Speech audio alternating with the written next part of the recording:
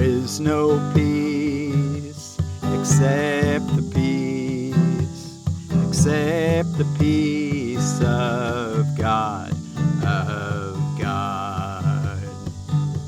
I am not a body, I am free, for I am still as God created me.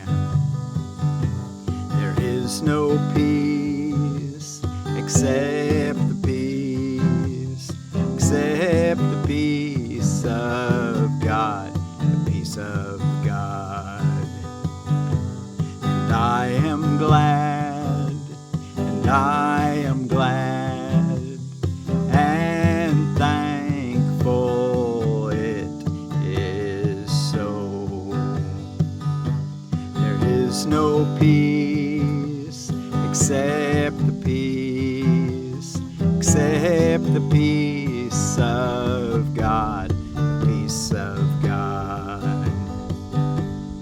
Let me not wander from the way, from the way of peace, the way of peace.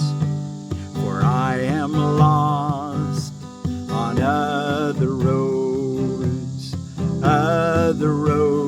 than this, than this. But let me follow him who leads me home, leads me home. And peace is certain, and peace is certain as the love of God, the love of God. There is no peace except the peace, except the peace of God, the peace of God. I am not a body, I am free, for I am still as God created me.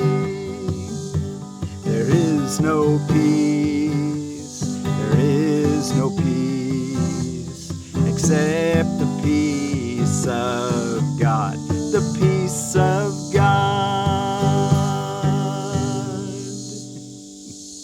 There is no peace except the peace of love. Let's train the word God. God is love. Love is God. Let's train the word love there. It's not until you love your neighbor as yourself that you can know true peace. And you have to establish peace before you can remember God.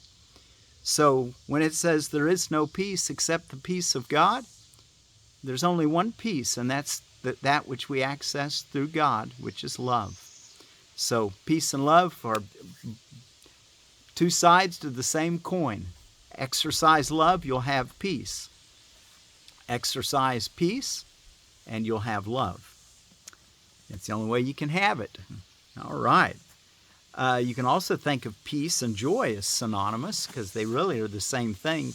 Sometimes I like to think of peace as the recovering, maybe, of the loss of joy and loss of peace. And then ecstatic peace, which is the maintaining of peace, bleeds over into natural joy.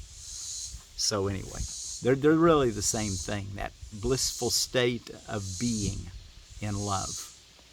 I am not a body, I am free, for I am still as God created me. There is no peace except the peace of God. And so thankful that you've come to study A Course in Miracles with me. I'm Forgiveness Willie, teaching forgiveness from the Ozarks. I was going to try to show you my two figs. I've got the taller one over here that's way on past the camera. It's up there probably 7 foot tall now. Is a Hardy Chicago Ficus corica. And this one over here, which you kind of can't see because of the greenery of the, let me break that out of the way. Maybe it'll help you see it a little better. That's a comfrey. But that over there is a Celeste fig. And see, it's only about 3 foot tall, where this other one's at least 6, probably 7 foot tall. And it's just loaded with figs, where this one I haven't seen too many little baby figs on it. So we'll kind of watch them both, but this Heart of Chicago sure proving out to be a nice one.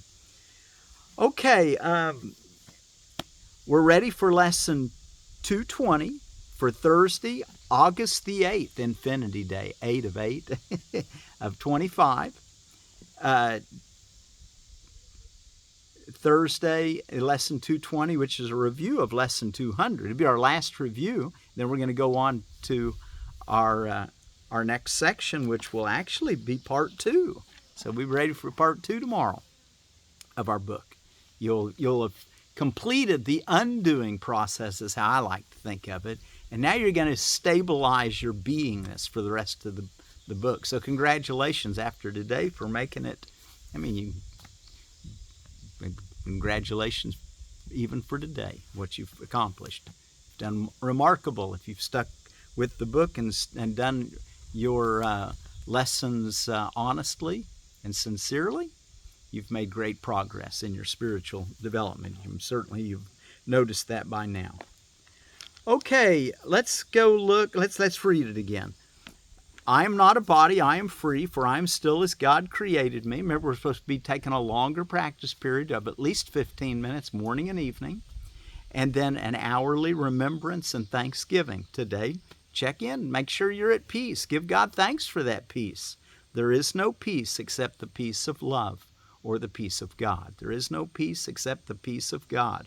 And I am glad and thankful it is so. I took that from the original lesson 200 there at the last couple sentences in the lesson. There is no peace except the peace of God, and I am glad and thankful it is so. But today's lesson, the little words that he gives us for encouragement today is, there is no peace except the peace of God. Let me not wander from the way of peace, for I am lost on other roads than this. But let me follow him who leads me home, and peace is certain as the love of God. Peace is certain as the love of God. You know, if you're trying to have peace, but you still have an enemy that you can't love, or someone you're trying to avoid or irritate you, that's the loss of peace. Address that. Leave your gift at the altar and go make things right with your brother in your mind. You might have to do it something physically, but this is all you can immediately begin to love your neighbor as yourself. You don't have to move or do anything. It's all an internal process. It'll spill over into your outside world, and you may be told exactly something you need to go do, but do it in the spirit of joy. Do it in peace, because you've already regained peace as soon as you have no enemy, that you realize that you're going to love everyone completely. Okay, well, let's go take a look at, let's read it one more time. I am not a body, I am free, for I am still as God created me. There is no peace except the peace of God. Let me not wander from the way of peace, for I am lost on other roads than this.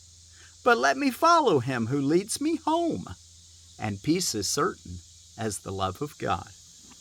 Okay, now let's go take a look in our text reading. And we're in chapter 24, the goal of specialness. We're learning about how specialness makes comparisons and uses judgment, all things unknown to God, unknown to love. So we want to make them as equally unknown to us. And that's what we practice forgiveness, to learn to overlook all the mistakes we've been making in perception, so we can have a miracle, a new right-mindedness, a new thought that shows us the truth that's in harmony with God and always has been. The Christ in you is Roman numeral 5. So let's read it, a couple pages long. The Christ in you is very still. He looks on what he loves and knows it as himself, and thus does he rejoice at what he sees, because he knows that it is one with him and with his Father. Specialness, too, takes joy in what it sees, although it is not true. Yet what you seek for is a source of joy as you conceive it. What you wish is true for you, nor is it possible that you can wish for something and lack faith that it is so. Wishing makes real, as surely as does will create. The power of a wish upholds illusions as strongly as does love extend itself, except that one deludes, the other heals. So you can wish for something that's not real, and it'll make it real because of your wishing. But when you will with God, or will with your own holy will that's united with God and with love, with everything, then you create.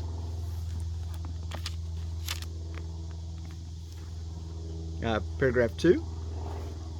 There is no dream of specialness, however hidden or disguised the form, however lovely it may seem to be, however much it delicately offers the hope of peace and escape from pain, in which you suffer not your condemnation. Only my condemnation injures me. Remember, was that yesterday? Well, listen, there is no form of specialness, however hidden or disguised the form, however lovely it may seem to be, however much it delicately offers the hope of peace and the escape from pain, in which you suffer not your condemnation. In dreams, effect and cause are interchanged, for here the maker of the dream believes that what he made is happening to him. He does not realize he picked a thread from here, a scrap from there, and wove a picture out of nothing. For the parts do not belong together, and the whole contributes nothing to the parts to give them meaning. So it's not a fractal of, a fractal little parts, and they all are pictures of the greater big whole. Well, that's not true in illusions, because you pick a thread from here and a scrap from here, put it all together and make your own constellation, which is an illusion. It's a nothing, but you believe it, so it's have an effect on you. Paragraph 3. Where could your peace arise but from forgiveness? The Christ in you looks only on the truth and sees no condemnation that could need forgiveness. Wow, isn't that beautiful? Where could your peace arise but from forgiveness? The Christ in you looks only on the truth and sees no condemnation that could even need forgiveness. I threw in the word even, but it could need forgiveness. The Christ in you doesn't use judgment, so it always sees what's perfect, what's holy. Where could your peace arise but from forgiveness? The Christ in you looks only on the truth and sees no condemnation that could need forgiveness. He is at peace because he sees no sin. Identify with him and what he has. He is at peace because he sees no sin. Identify with him, and what has he that you have not? He is your eyes, your ears, your hands, your feet. How gentle are the sights he sees, the sounds he hears. How beautiful his hand that holds his brothers, and how lovingly he walks beside him, showing him what he can see, what can be seen and heard, and where he will see nothing, and there is no sound to hear. Or again on that sentence. So he's talking about how that the Christ doesn't see sin, and that's what brings him peace, because he always sees lovingly. How beautiful his hand that holds his brothers, and how lovingly he walks beside him, showing him what can be seen and heard, and where he will see nothing, and there is no sound to hear. So if there's not anything going on, he just looks beyond it because he doesn't see it. It's not even it might be in your belief, but it's not in God's. And he just looks right on beyond it because he knows it's nothing and proves it, dismissing each illusion as an illusion. Paragraph 4. Yet let your specialness direct his way, and you will follow. And both will walk in danger, each intent in the dark forest of the sightless, unlit but by the shifting tiny gleams that spark an instant from the fireflies of sin, and then go out to lead the other to a nameless precipice and hurl him over it. Oh, God. For what can specialness delight in but to kill? Wow, every time you think of someone as more valuable than somebody else, using that specialness comparison world, you actually are attacking reality. You're killing. You're actually using murder as your guide.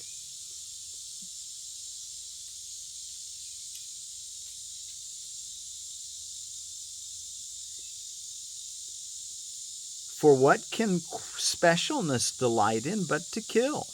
What does it seek for but the sight of death? And where does it lead but to destruction? Yet think not that it looks upon your brother first, nor hated him before it hated you. The sin its eyes behold in him, and love to look upon, it saw in you, and looks on still with joy. And that's not real joy, but it's the ego's joy.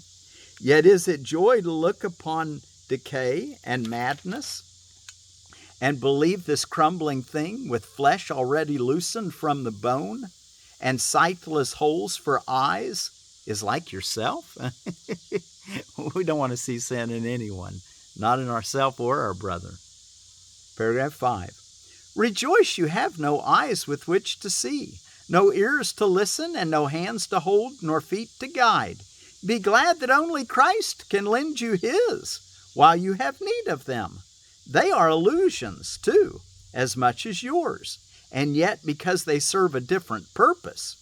The strength their purpose holds is given them, and what they see and hear and hold and lead is given light, that you may lead as you were led. In other words, he's going to give you his hands and feet, which are also illusions, but they serve another purpose. They serve mercy. They serve love. And as a result, they can be used to get us out of a problem that we found ourselves in, using our hands and feet and mouths and eyes and ears to imprison us in hell because of our belief in guilt. But as we practice forgiveness, love returns to us, and there with it, peace. There is no peace except the peace of love. There is no peace except the peace of God. Paragraph 6.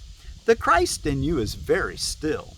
He knows where you are going, and he leads you there in gentleness and blessing all the way. His love for God replaces all the fear you thought you saw within yourself. His holiness shows you himself in him whose hand you hold and whom you lead to him. And what you see is like yourself. For what but Christ is there to see and hear and love and follow home? And Christ is everywhere in everyone. Namaste, you can say in honesty. For what but Christ is there to see and hear and love and follow home? He looked upon you first, but recognized that you were not complete. And so he sought for your completion in each living thing that he beholds and loves, and seeks it still, that each might offer you the love of God. Paragraph 7. Yet is he quiet, for he knows that love is in you now, and safely held in you by that same hand that holds your brothers in your own.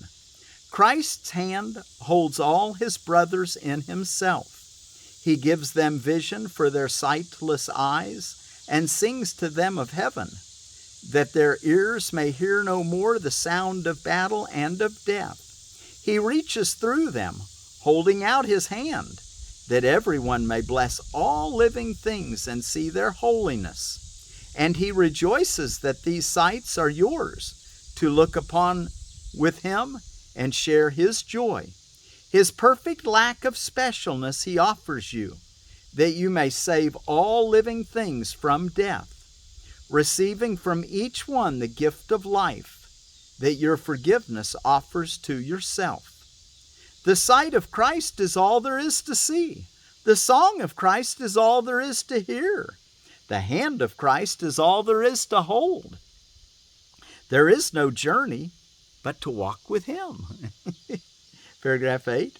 You who would be content with specialness and seek salvation in a war with love, consider this.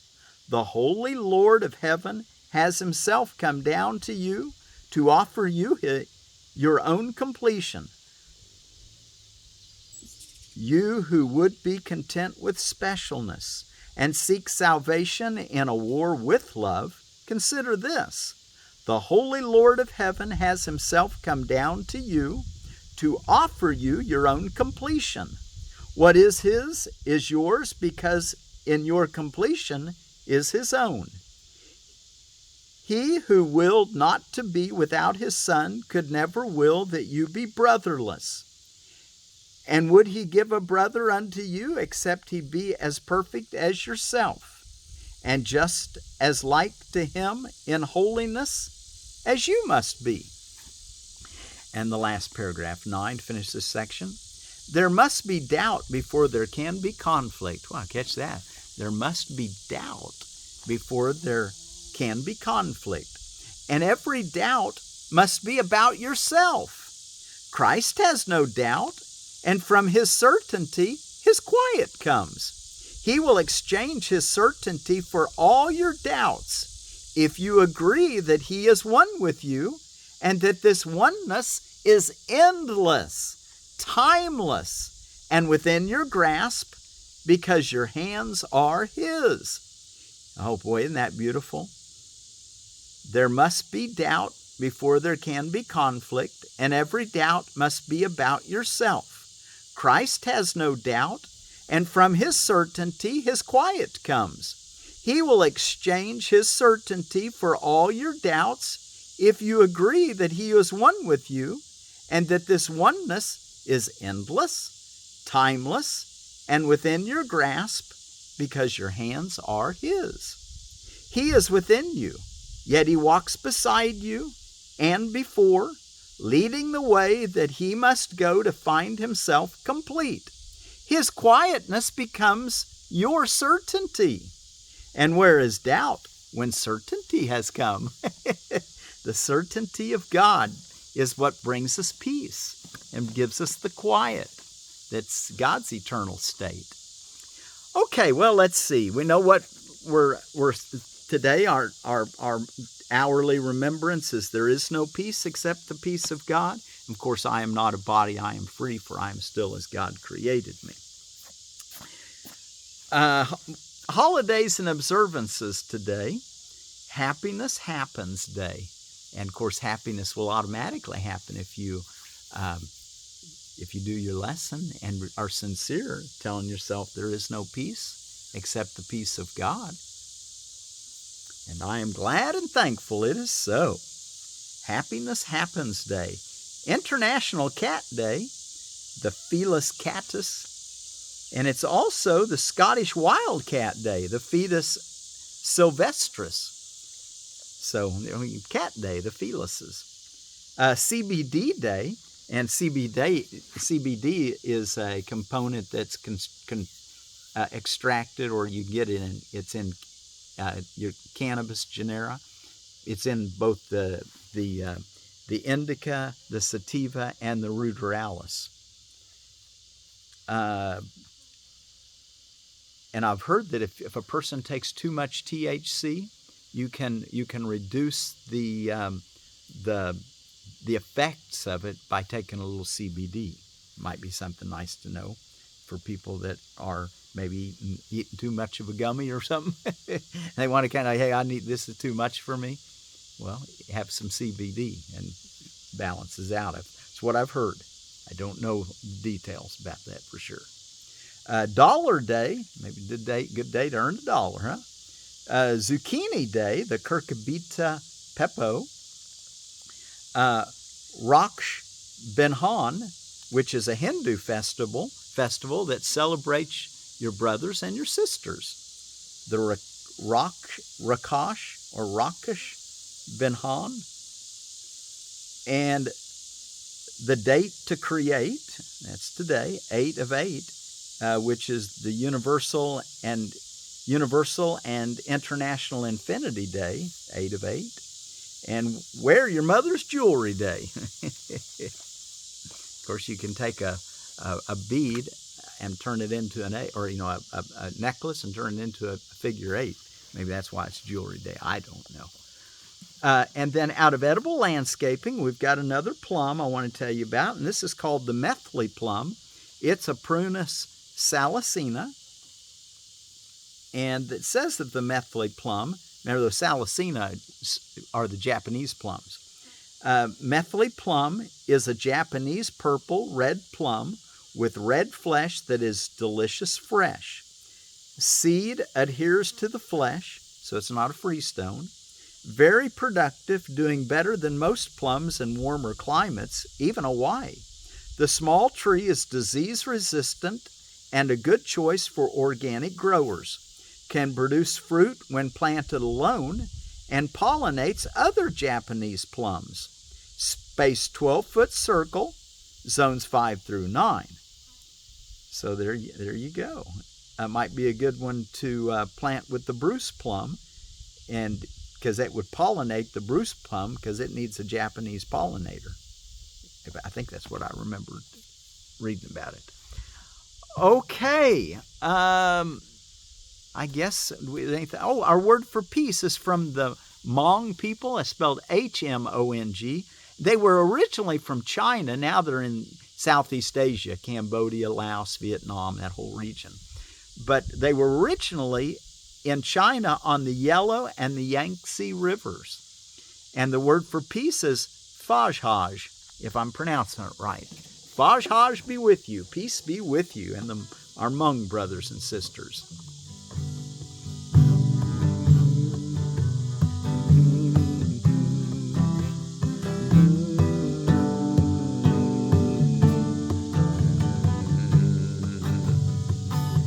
There is no peace except the peace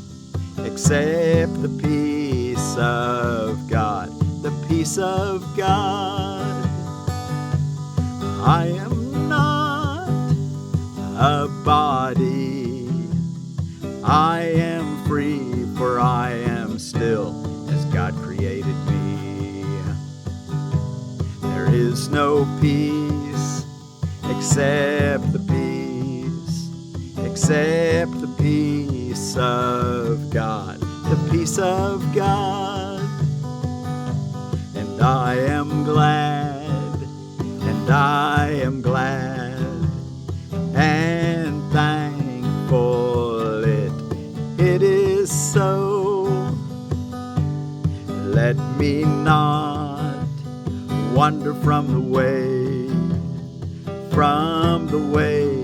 of peace, the way of peace.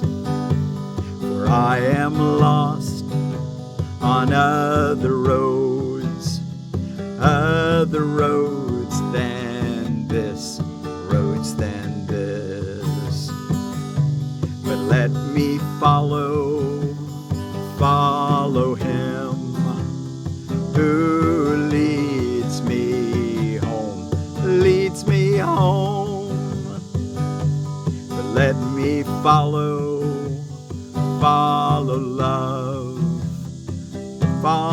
love, who leads me to heaven and peace and joy. But let me follow him who leads me home. And peace is certain, as the love of God, There is no peace except the peace of love, the peace of God. I am not a body, and I am free, for I am still as God created me. There is no peace except the peace of God, the peace of God. There is no peace except the peace of God. Phaj.